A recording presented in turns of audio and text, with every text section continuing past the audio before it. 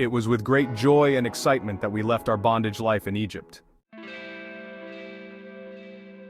It was even a greater excitement when we reached the borders of our new home in Canaan. We were but minutes away from inhabiting the Promised Land, yet we allowed fear and unbelief to blind us to the power of God to keep His word.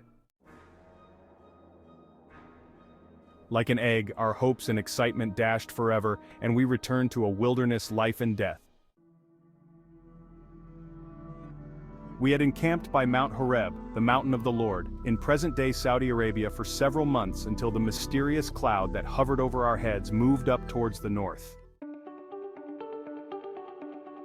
Signaling that it was time for us to move, we left Mount Horeb with our tents, the new sanctuary we had built for the Lord and the Ark of the Covenant, and moved by our tribes in order. For 11 days we marched through the wilderness, crossing the northern borders of modern-day Saudi Arabia into modern-day southern Israel. 11 days after leaving Horeb, we camped at Kadesh in the wilderness of Paran, near the borders of the Promised Land in modern-day southern Israel, in the Negev desert.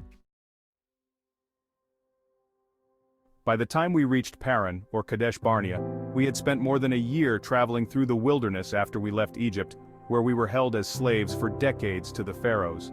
While at Egypt, we labored to make bricks for building monumental architecture and edifices for the pharaohs, who were the most powerful kings in the whole world at that time. Egypt was the greatest and mightiest of kingdoms in the known world at that time. It was far advanced in civilization, architecture, writing and language, and wealth. Hence our deliverance from Egypt was a miracle the other nations could not believe. How could a people bound by slavery rise up against their powerful masters and totally destroy them to secure their freedom? Our crossing of the Red Sea even made us more feared by the surrounding nations who heard of the fire that hovered above us by night and the cloud that led us by day. It was therefore a great relief for us when we set our eyes on the borders and land of Canaan. To us, our long journey through the wilderness and our hope of a land to found a nation was almost realized, a promised land that flowed with milk and honey. While at Kadesh, 12 spies who were rulers of each of the 12 tribes were chosen and tasked with searching the land of Canaan to investigate its people, their populations and cities, houses, soil, climate, trees, and food. For 40 days these spies searched the land and finally returned to the cheers and excitement of all. Word quickly spread around from tent to tent and from tribe to tribe that the spies had returned. We all rushed towards the tent of Moses to hear what stories the spies had brought regarding our new home. They started with the beauty of the land, showing examples of its huge weighty grapes, figs, olives, and their large fortified cities, huge populations, and giants. As they described the land and its people, fear and hopelessness began to rise in our hearts until two of the spies, Joshua and Caleb, encouraged us to not be afraid of the people for God had given them to us. However, 10 of the spies countered their testimony and totally discouraged us, saying that we are unable to defeat them, for they were like grasshoppers before the people who were of the giants. They spoke of their huge stone-built cities and strong walls. Indeed, they even said that the land eats up the people. That was strange to me. How can a land bearing such huge grapes, fruits, and giants eat up its people? Yet the 10 spies were so vehement in their opposition and denial of our ability to possess the land that the masses easily sided with them and failed to reason through their conflicting reports. The whole population then began to murmur and wail openly. Our hopes and excitement quickly turned into lamentations and bitter disappointment.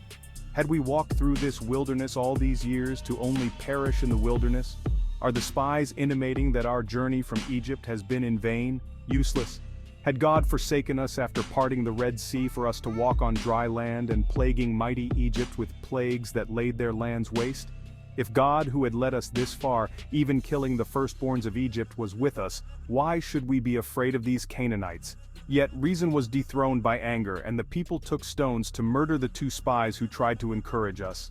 The people quickly made themselves leaders, just as they did while Moses was away on Sinai for 40 days and determined to return to Egypt.